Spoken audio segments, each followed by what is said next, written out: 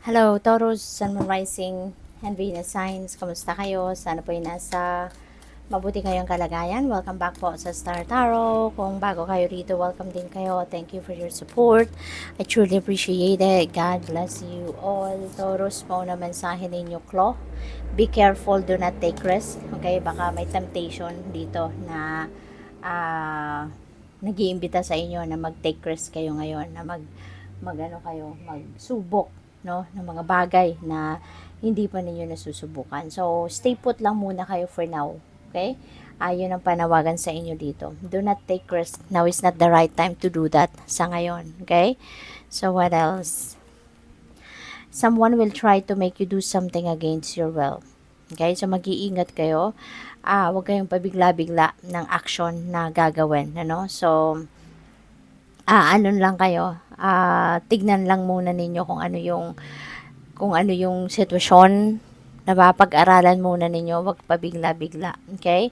Kasi you never know kung anong pwedeng, 'di ba? Kung ano yung magiging reaction ninyo sa ngayon.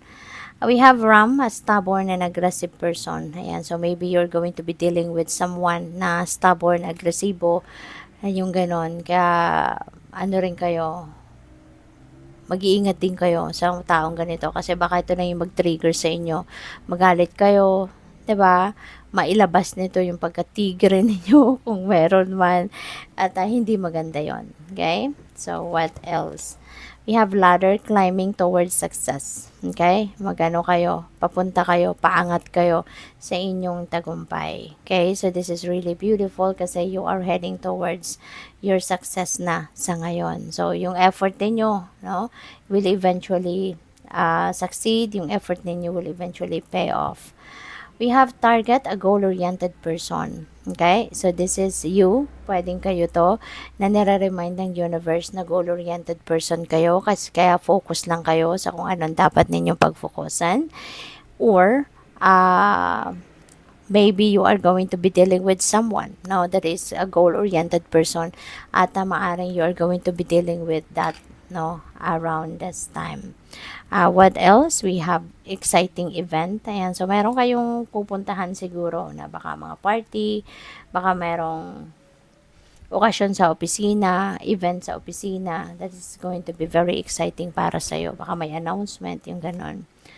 We have basket, recognition and reward for merit. Ayan. So, maaring sa ngayon, ano, you will be recognized for the job well done. At saka, pwedeng merong mabigyan kayo ng reward ngayon, no? Financial reward. Okay? Sa trabaho ninyo or sa kung ano man ang ginawa ninyong maganda or mabuti or best, no? May maka-accomplish siguro kayo sa trabaho.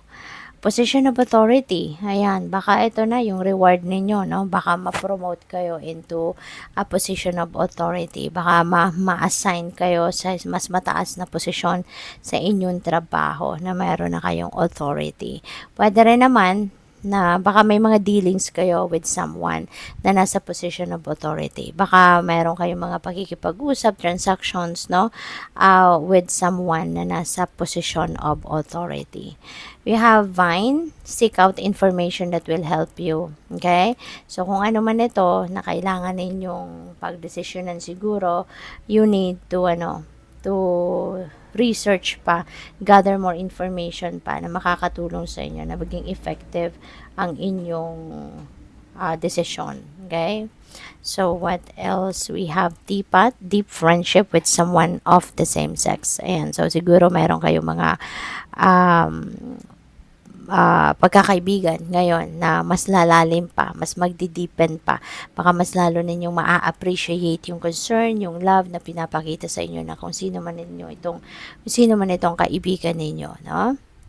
What else? We have man dealing sa relationship with a man. So, baka ito yung magiging, ito yung friendship ninyo with this person, yung magdideepen pa lalo, no? So, pwedeng ganun ang ganap. What else? We have marriage. Yung deep friendship pala. 'Di ba? Na pwedeng deep friendship ninyo with someone could end up with marriage, no? Pwedeng ganun ang ganap dyan. Pwede rin naman na hindi. Pwede rin naman na ito, hiwalay na sitwasyon yan. Ito naman si man, pwedeng ito yung person ninyo. no? So, pwedeng ganun.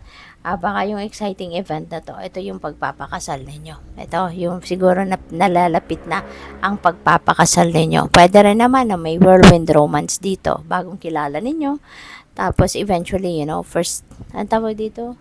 Love at first sight, no? At maaaring yan ay mauwi sa isang malalim agad na relationship na mauuwi sa pagpapakasal, no?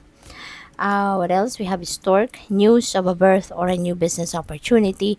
So, mayroon ditong balita, no? May mababalitaan kayo na manganganak na or baka may mababalitaan kayo na magpuput up, no? Ng bagong business sa inyo sa ngayon. Or baka merong tip, no? Na makakarating sa inyo na merong bagong business opportunity, no? Na ilalapit para sa iyo. Pwedeng ganun. Dark woman, at maaring yan ay manggagaling sa isang dark woman. You're going to be dealing with someone, no? A woman with their complexion or hair. So, baka siya yung panggagalingan ng ng business opportunity na to. Or baka si dark woman yung manganganak, no? So, depende sa inyong sitwasyon. Good luck. Thank you for watching. Love and light. Namaste.